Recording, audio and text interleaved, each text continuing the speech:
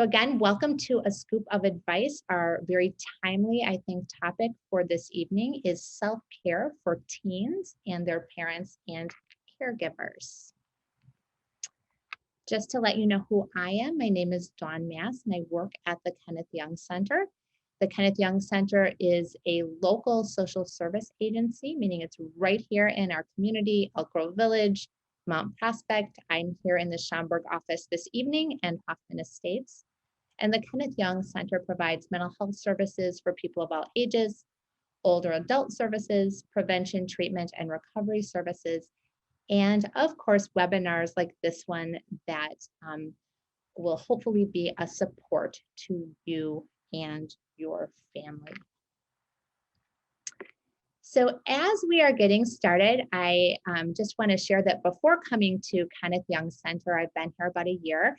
I worked for 24 years as a parish pastor, where admittedly I at times was, but I also at times was not the best example of self-care. And we're all going to have some time this evening to sort of take a look at and assess our own experience with self-care.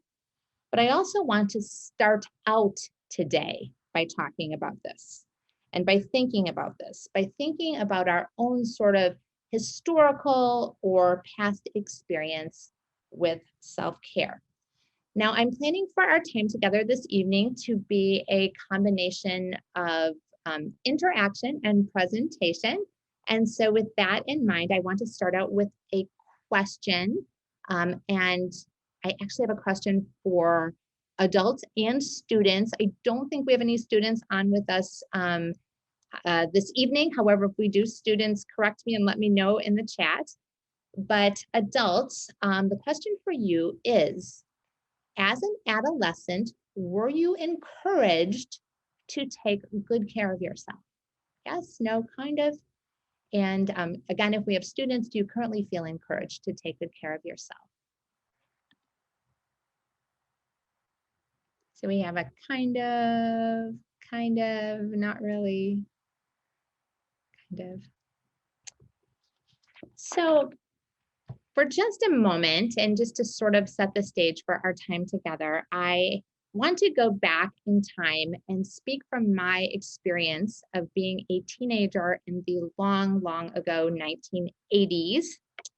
Because in my experience, self-care, at least in the circles that I was a part of, was not talked about. In fact, as it's starting to get warmer outside, I was remembering back to the summers of being a teenager. And I would oftentimes leave my house by 7 o'clock in the morning. I would ride my bicycle to the local city park.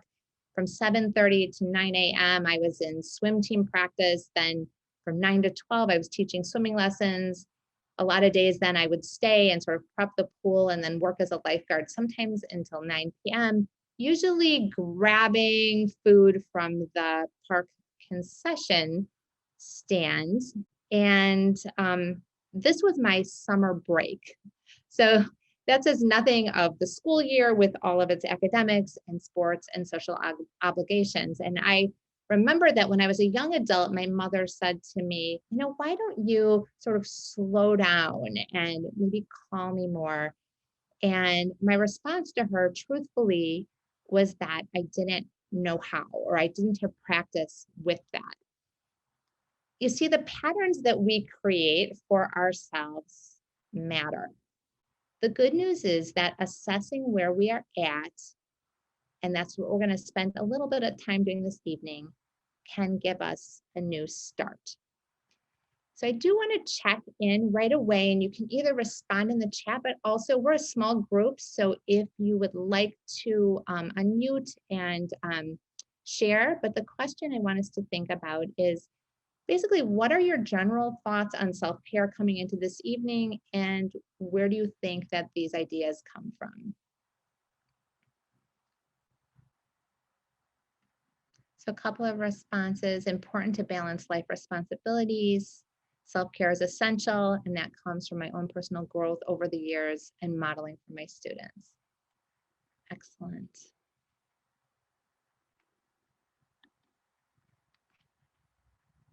Oh, one more in the chat. learned about self-care if you're going to school?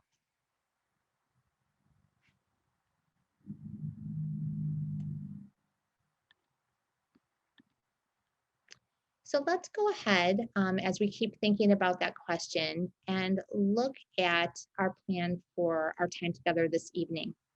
So we're going to start out with taking a look at the history and inspiration of the self-care movement, sort of where did that come from?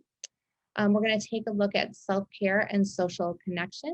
These concepts oftentimes are thought of as opposites, and they absolutely are not. We're going to take a look at 7 types of self-care.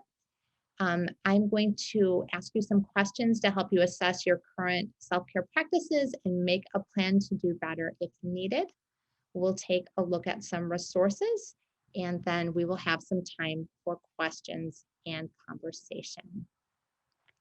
So we're going to start out with the history of the self-care movement and the term self-care itself.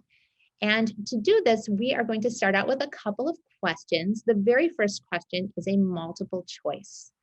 The term self-care was first used, A, in the 1950s, B, last Saturday, C, to describe how institutionalized patients could cultivate a sense of personal worth through self-care and preservation, or D, A, and C. You can think about it just for a moment, and the answer is A and C. The term self-care was first used in the 1950s to describe how institutionalized patients could cultivate a sense of personal worth through self-care, or taking care of themselves, and preservation. The next question is, activists in the 1960s practiced meditation and yoga. True or false? And the answer is true. So the term self-care was coined in the 1950s, and initially it was used, as I said, to describe how patients who are institutionalized, many times for post-traumatic stress, could cultivate a sense of self or personal worth through acts of self-care and preservation. And for just a moment, we are going to have a very sort of brief history lesson of the self-care movement. Here we go. Now, interestingly, the term self-care spread from the medical and academic communities to the larger community in the 1960s. The thanks here is due to civil rights activists, particularly the Black Panther Party.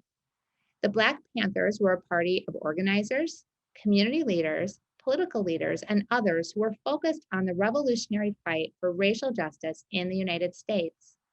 They fought for freedom and liberation, but they also showed up by practicing community care. By distributing food to those in need, creating health clinics, building programs to educate and share accessible information, and more, the Black Panther Party put care into action in real, tangible ways for their communities. Those acts of community care were also acts of survival. At that time, and still today, Black communities and people of color often lacked access to basic health and social services because of systemic barriers. These community-wide efforts, many spearheaded by the Black Panthers and other activists, changed the narrative about caring for oneself. So in this case, the systems were not in place to provide care, and so communities cared for themselves. Additionally, the practice of individual self-care, which is what we're talking about this evening, was popularized to counter activist burnout. According to civil rights activist Angela Davis, for a long time, activists did not necessarily think it mattered to take care of themselves in terms of what they ate, or mental self-care, cultural self-care, spiritual self-care. Yet some Black Panther activists, like Erica Huggins, encouraged self-care through practicing yoga and meditation. Davis herself started meditating and doing yoga while in prison for protesting. Practicing radical self-care means we're able to bring our entire selves into the movement, Davis said. So let's take a few minutes to listen to her experience. I just want to let you know that I'm going to share a video with you in which Angela Davis answers 4 or 5 questions, and the video is about 4 minutes long. Anyone who's interested in making change in the world also has to learn how to take care of herself, himself, their self.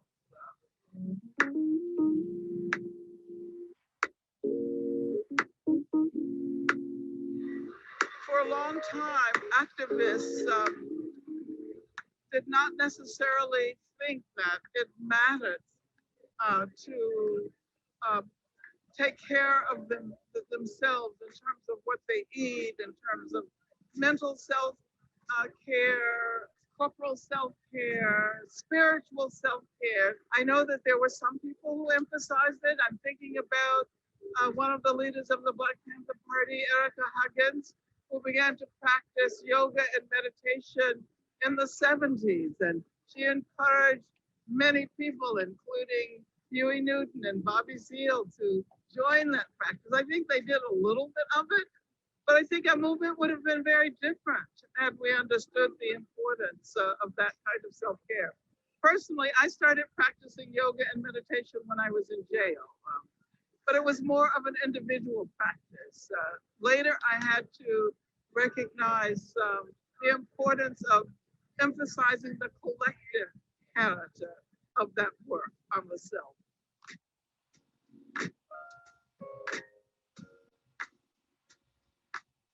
Well, it means that we're able to bring our entire selves into the movement.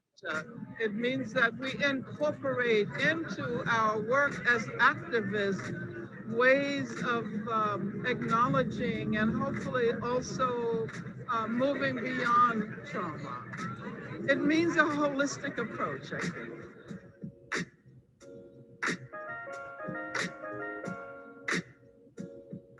I think longevity is important, and not simply individual longevity. It is equally important to recognize that as we develop our movement today, we're creating a terrain for the emergence of new activists. And what we do today has an impact on what younger people will be able to do tomorrow. I think we have to imagine ourselves as connected to people who came before us and to those who will come after us.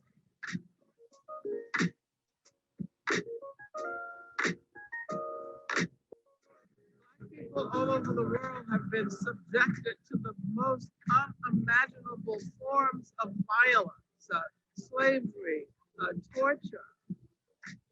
But at the same time, and this is what Black people have offered the world, we've also produced beauty, music, and art. And I think that the self-care that gets produced by Black people recognizes the connection between struggle and art and beauty and the imagination.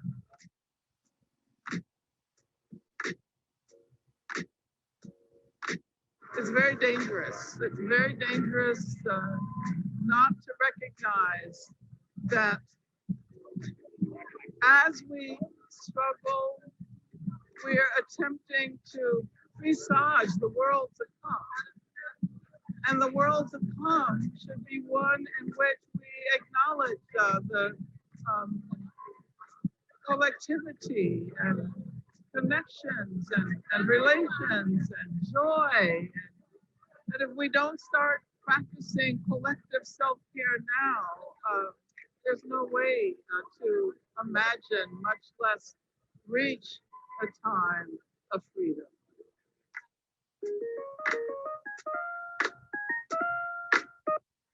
Anyone who's interested in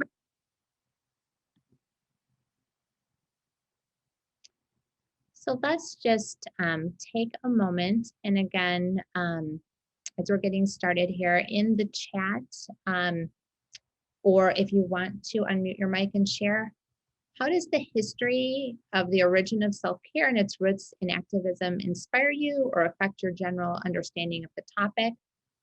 Even curious if people realize that this was sort of where this concept of self-care came from. But take a minute and respond in the chat, or you can unmute and share.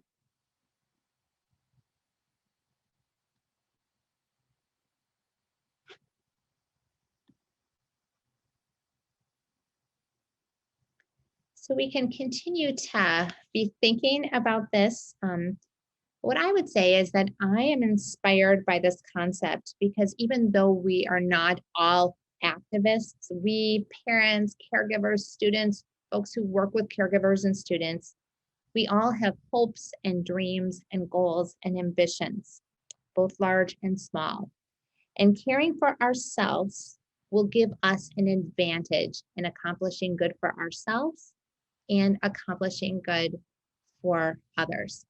And I guess I just wanted to start in this place because before we just jump into self-care and how to do it, I think it is important for us to think about why we're doing it. For reasons like being healthy and happy and being able to achieve our goals.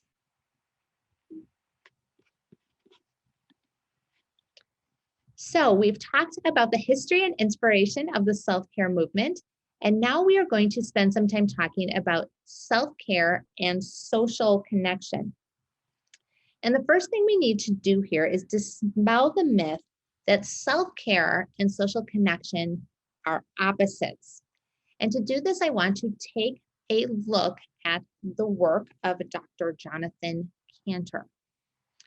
Dr. Cantor is the director of the Center for the Science of Social Connection at the University of Washington. And recently he conducted a very helpful COVID-19 coping study. Here's how the process worked. There were 500 participants in a local Seattle study and 1,602 participants in a national study. Every evening for 4 weeks, participants took a short survey on their smartphones asking about their mood, social well-being, and health. And remember, this is during confinement. For 2 weeks of this study, some of the participants received daily text messages and relational and coping tips.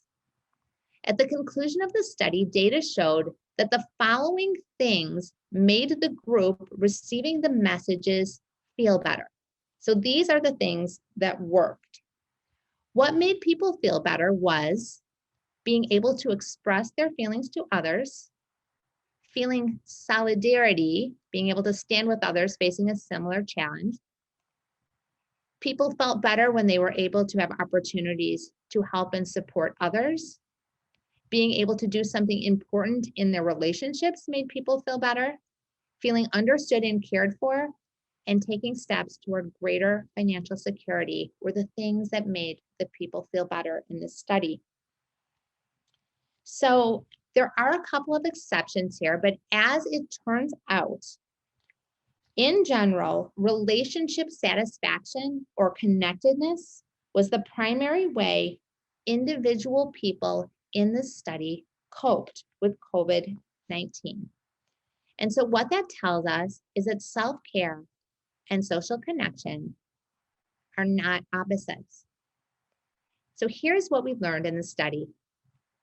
As it turns out, connecting is a primary way teens, parents, and caregivers care for themselves in an ongoing way, as well as during challenging times, in this case, coping with the pandemic. In fact, the study showed that finding ways to intentionally connect decreases stress and anxiety, making us happier and healthier. And in addition to these more general observations, I'm going to share with you now 10 specific relational self-care actions that emerged from the study. And as I share them, maybe think about one or two that you might be interested in trying, or you might be interested in sharing with someone else for them to try. Again, these are 10 specific relational self-care actions that emerged from this study.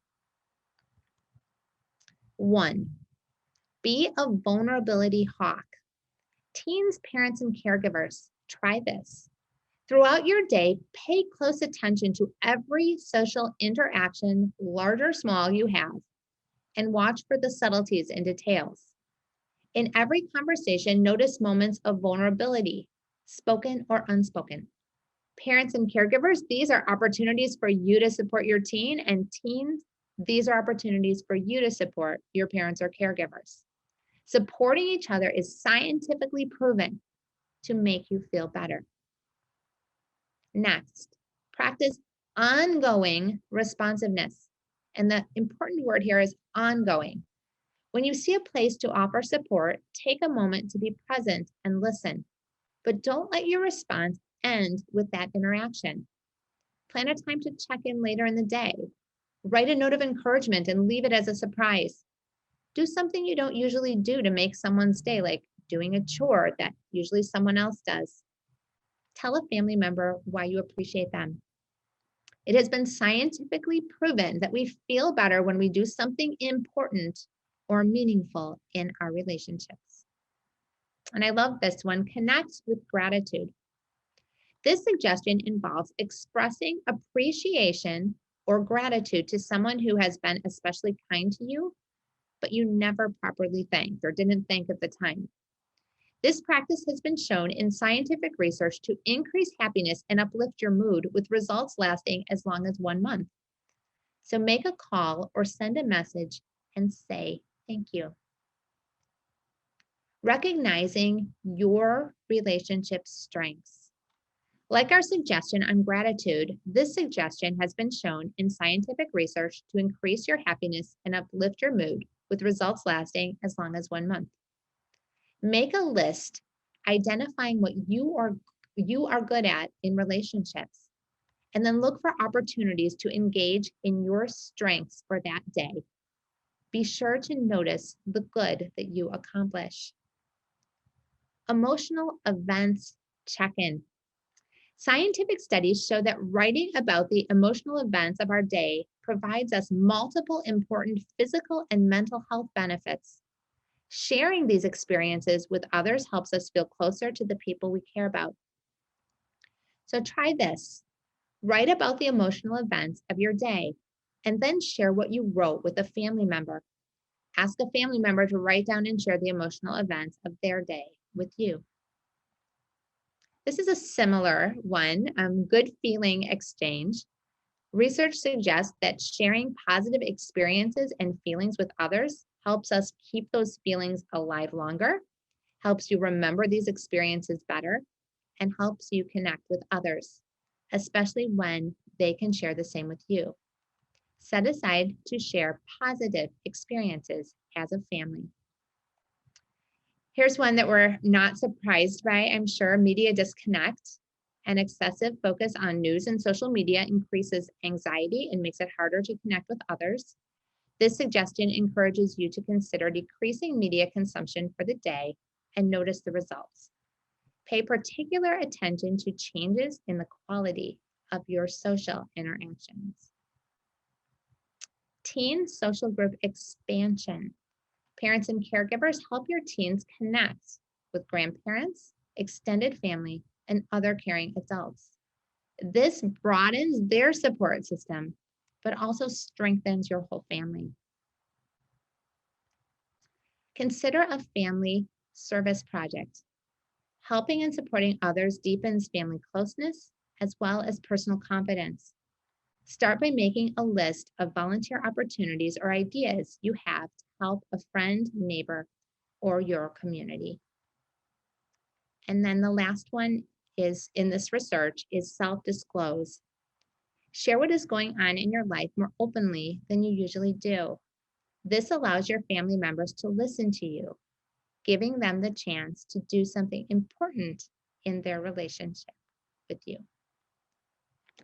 So again, let's take a moment, and if you'd like, you can unmute and share or share in the chat.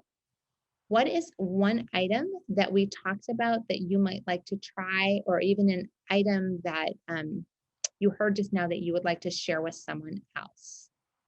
Take a moment and respond in the chat.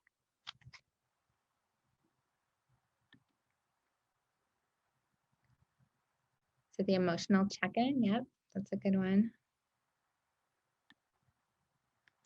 All right, and we can continue to be thinking of about those things as we move into our next section, which is 7 types of self-care.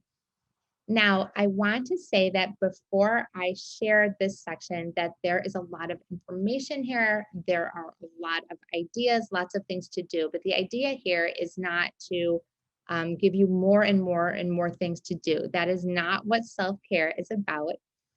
Rather, I'm hoping that this will sort of broaden your idea of what self-care is.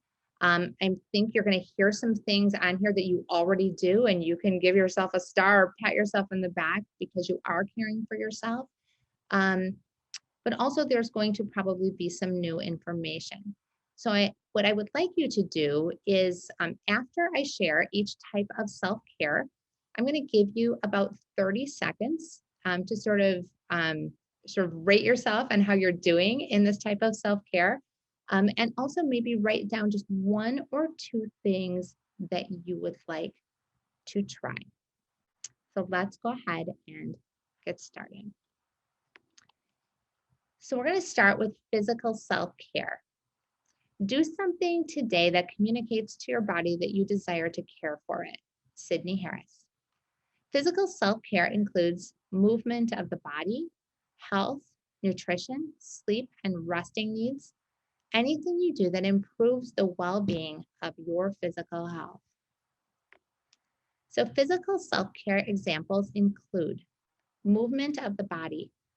So exercise in a way that makes sense for you. And that is absolutely completely different for everyone. Maybe it's like going out for a run or a bike ride, but maybe it's taking a walk during lunch, work, or school break, or dancing to a new song. Nutrition. Feed yourself with nourishing foods. Eat what makes you feel good and gives you more energy. And I love that concept in nutrition, that when you're going to eat something, think like, how is this going to make me feel later on in the day or even an hour from now? Drink more water than you do now. Rest is part of physical self-care. Get enough sleep, go to bed early, and avoid spending the hour before bedtime on your phone. Take a nap. Health is part of physical self-care. Get a preventative checkup, tend to your medical needs, take prescription medications properly, and of course, abstain from substances or behaviors that harm your physical well-being. This is a good one for today. Get daily fresh air and sunshine. And just a couple extra ones for you. Wear clothes you like, and sit close to a family member on the couch, and just have some closeness and family time together. And here are some family physical self-care ideas. Start a small herb or vegetable garden. You can start seeding this month. I planted tomato seeds last week. Choose 1 day a week to cook a healthy meal together. Maybe choose a recipe and shop together beforehand. Go for a family walk. And I'm going to say this about all of these, but start with the basics. Consider making sure you do at least 2 or 3 things from the physical self-care list every day. And once you have the basics under control, then add additional items to your physical self-care plan. So I'm going to give you just about 30 seconds to do this on a scale of 1 to 5. Answer the question, how am I doing with physical self-care?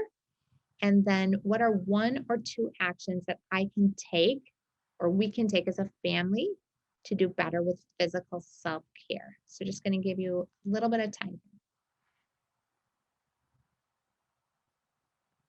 All right, we're going to move on to emotional self-care. Brene Brown writes, talk to yourself like you would to someone you love. Emotional self-care involves emotional awareness, navigating emotions, creating a positive emotional environment, and developing compassion for yourself and others. So emotional self-care examples are develop an awareness of your emotion. This can be with mindfulness, making time for reflecting on feelings, write down emotional events in a journal, sharing your emotions, processing feelings with a family member or close friend, processing feelings with a counselor or therapist, self-disclosing, being vulnerable, and not feeling bad about negative or critical feelings. Allow yourself to laugh, allow yourself to cry. Create an environment that just makes you feel better emotionally. Play or listen to music, identify comforting activities, objects, people, relationships, places, and seek them out. And then treat yourself kindly. Use positive self talk, avoid negative self talk, give yourself affirmations. Say no at times to stop yourself from getting overwhelmed. Um, Practice self forgiveness and compassion, and be aware of emotional boundaries. And especially with practicing self forgiveness and compassion, again, when we're looking at our own self care, it's easy to be critical of ourselves. So we need to be compassionate with ourselves and just decide what are those things that we need, again, to be happy and healthy and reach our goals. I also have on here start a gratitude journal. This is just a wonderful way to every day just make that short list of things that you are thankful for. Family emotional self-care ideas.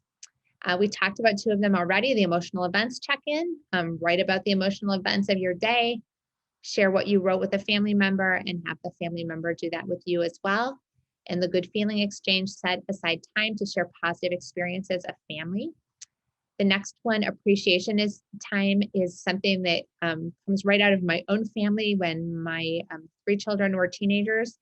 Once a week, go around the room or family dinner table and have each family member share one thing they appreciate about each other family member. It's especially fun to hear what siblings appreciate about each other. And then less formal appreciation time, thank family members and tell them what you appreciate about them on a regular basis.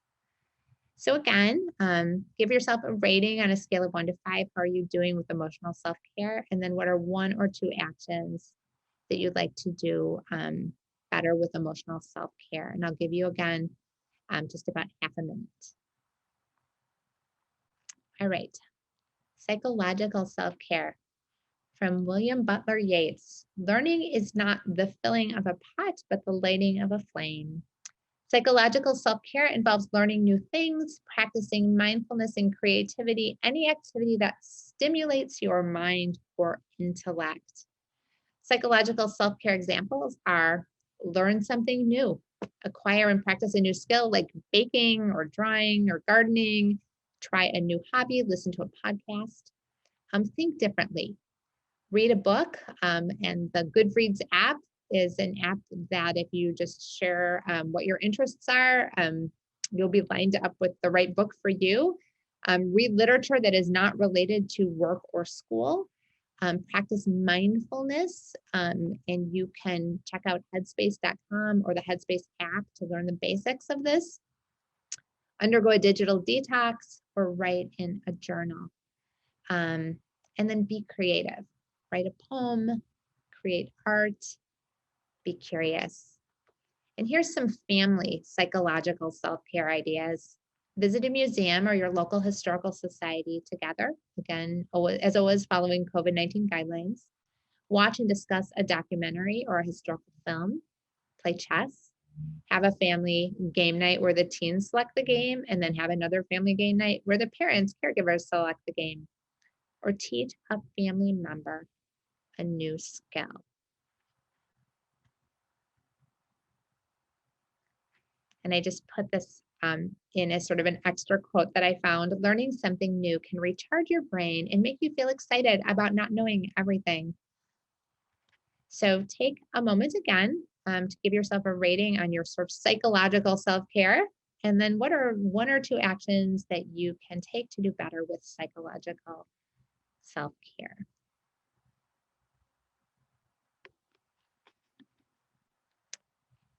Next, we have social self-care. Invent your world, surround yourself with people, color, sounds, and work that nourish you. Susan Ariel, Rainbow Kennedy. Social self-care involves having a supportive group and network of relationships around you that you can trust and turn to. Social self-care examples are stay connected, spend time with people you enjoy, stay connected to important people in your life, become involved in groups or communities outside of work. And in the sunshine, it says, meet new people. Be a friend. Honor your commitments to people. Write a card and mail it to a loved one. Schedule a phone touch base with a friend or family member who does not live with you. And for you, reach out and ask for help when you need it. Spend time with a pet and balance time alone and time with others as makes sense to you. And here are some family social self-care ideas. Spend time together at family events with extended family, following COVID guidelines. Parents and caregivers, again, this was mentioned earlier as well. Help your teen connect with grandparents, extended family, and other caring adults. Go to a park, sports event, concert, or other public event together. Consider a family service project and have dinner together outside because we can do that now. So again, on a scale of 1 to 5, how are you doing with social self-care, and what are 1 or 2 actions that you can take to do better with social self-care? Again, about half a minute. Professional self-care. And this quote, I think, is a little bit of a warning. One of the symptoms of approaching burnout is the belief that one's work is terribly important. And of course, so many of the things we do in our work is important, but I think that the warning here is not to have an unbalanced emphasis on our work where other things suffer. So professional self-care involves knowing and sharing your strengths and gifts, having clear professional boundaries, and understanding your purpose in your role. Activities and actions should include those things that support feeling balanced and fulfilled in your career. We've got a few sort of different categories for professional self-care. This one is when working or studying from home. Get up, get dressed and ready as if you were leaving home, so you're fully ready for your day. Establish a workspace in your home so that your whole home isn't that workspace, but you have a particular place that you identify as where you're working. Take breaks. Make a schedule for your day when you are working, studying, or when you are off, and then honor that schedule. And families, if you are at home together, schedule check-in times as well as lunch and snack breaks together if possible. And here's just some general professional self-care examples. These are mostly for our adults, but with takeaways for students. Position yourself for success. Know what your roles and responsibilities are.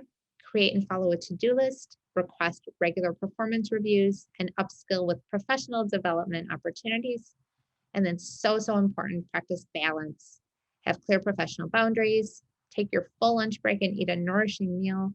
Spend time with coworkers after hours. Do not check or respond to phone or email messages after work hours, and take a mental health day when you need it. And just some family-related professional self-care ideas to think about. Having a healthy work-home balance allows time to build invaluable social connections with family members, and having a healthy work-home balance models this balance for the teens who observe it. So with professional self-care, on a scale of 1 to 5, how are you doing? And then what are 1 or 2 actions to take related to professional self-care? I'll give you a little bit of time. There's just 2 more. Environmental self-care. The quote here is, start where you are, use what you have, do what you can. Environmental self-care involves having work, school, and home spaces and things managed and organized in a way that gives you a sense of peace. Taking care of ordinary things can reduce our stress and help create a greater sense of calm and control in our busy lives. Just had another quote here. Environmental self-care is the practice of taking control of your environment, like physical self-care. Checking off this basic can help you feel more grounded in your space. Photos of your found family on your desk, a cozy blanket, ready to be snuggled in on the couch, and a bedroom without all of your laundry on the floor can help you feel like you can breathe a bit easier. So environmental self-care examples. Declutter and neatly arrange your closet or locker. Organize your email, Google Docs, or desktop. Reinvent an unused space in your house. donate good condition items to charity, recycle, reuse, plan, make a to-do list, set out clothes the night before, prep meals in advance, create a budget and manage money wisely, tidy your living space, clean up after each meal or activity, and keep up with the laundry. And again, people have all kinds of ideas, different ideas about what it might mean to be like organized or clean or all of that. But the bottom line here is that there's no right or wrong with it, but just get yourself into a place where you can feel at peace in your environment, whatever that means for you. Some family environmental self-care ideas: make a chore schedule where everyone participates and feels good about creating a less cluttered, cleaner space. Have a family cleaning party, a time set aside to organize or deep clean a room or area in your house. Finish with a family walk or special dessert.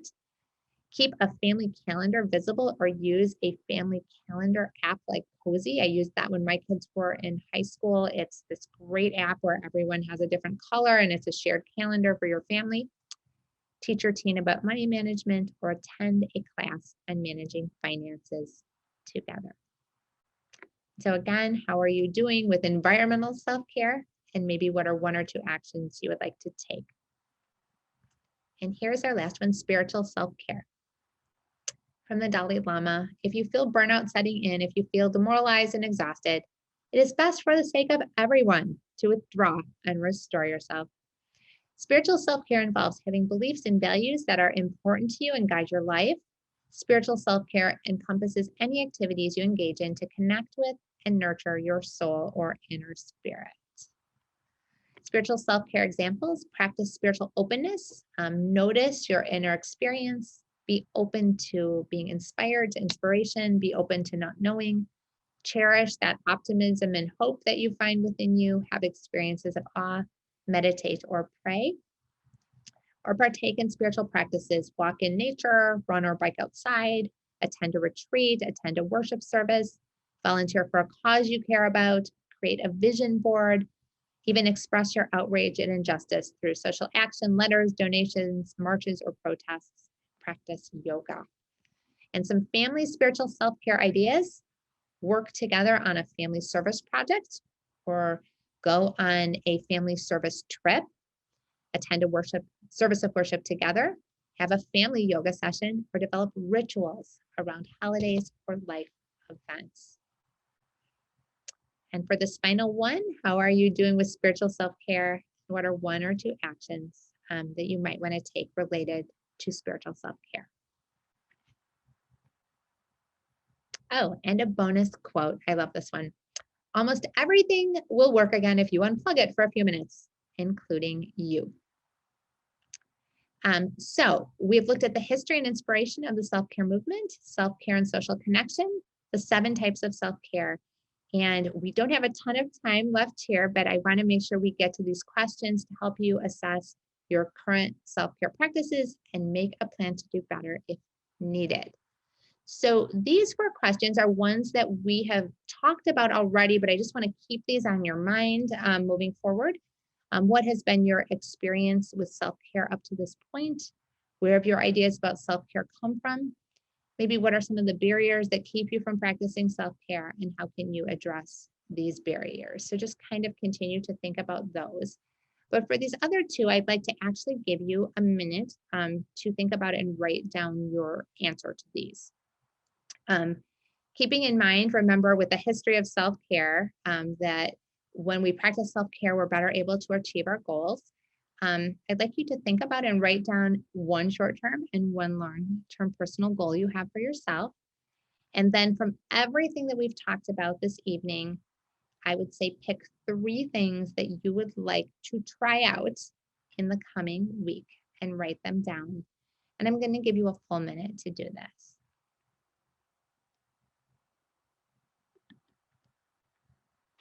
And finally, just want to go over some resources with all of you, self-care resources. Hold on, there's a response in the chat.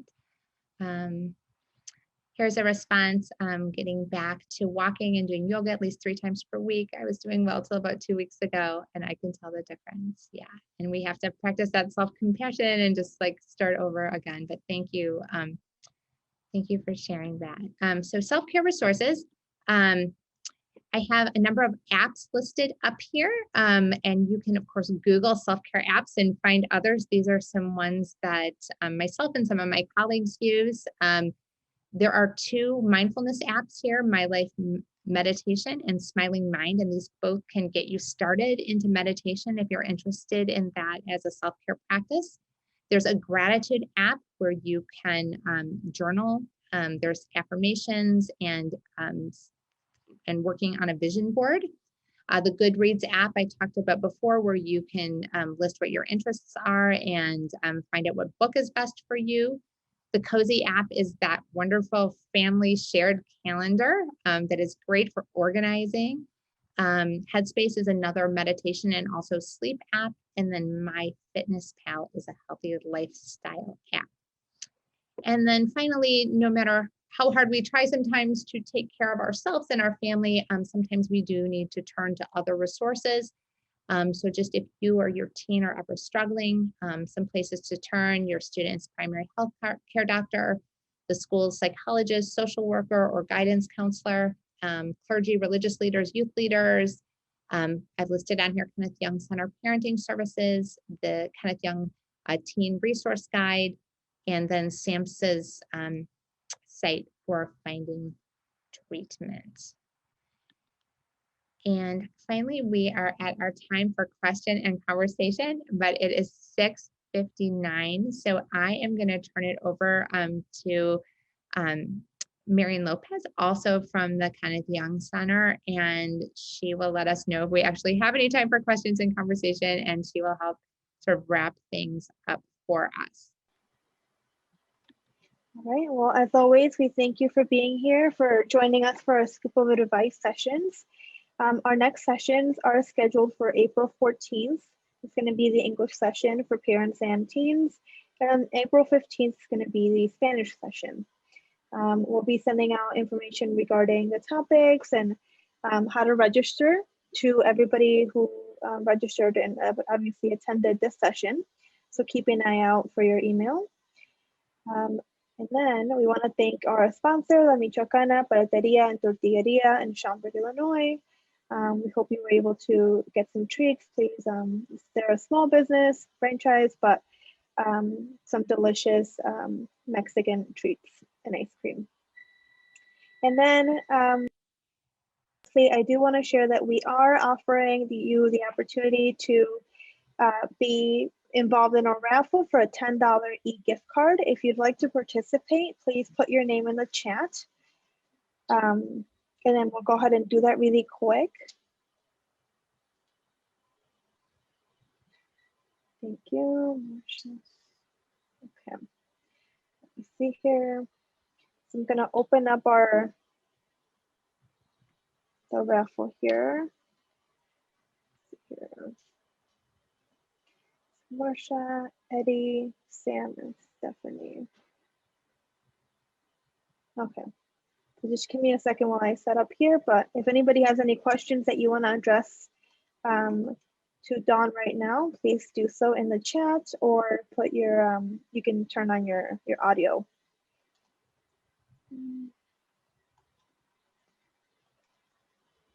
So we have Marsha, Eddie, Sam, and Stephanie. Okay, so we're gonna spin our wheel here, and it's gonna select a winner for our $10 e-gift card. So Eddie, congratulations, you won that gift card. If you could please send us a message, or you can put your email in the chat, and then we'll be able to send that to you by tomorrow. So there we go. All right, so thank you all for being here again, for participating. Of course, you can always reach out to us, the CPUID Coalition, our Communities for Positive Youth Development Coalition. We are on Facebook, Twitter, Instagram, LinkedIn. You have our handles there, and then you can always reach out to Dawn, of course. She did an amazing job talking about this very relevant topic for our parents and our youth. There's her email there, dawnm@kennethyoung.org. So let me check in with this thing here. Okay. All right. So I think that's it for tonight. We don't have any other questions, but of course, feel free to reach out if anything comes up or if you have any other feedback. So again, thank you all for being here. Thank you, Dawn, and hope everybody has a good rest of your evening and enjoy the nice weather while it lasts, right? But yeah. Anyway, thank you all. Thank you, everyone. Take care.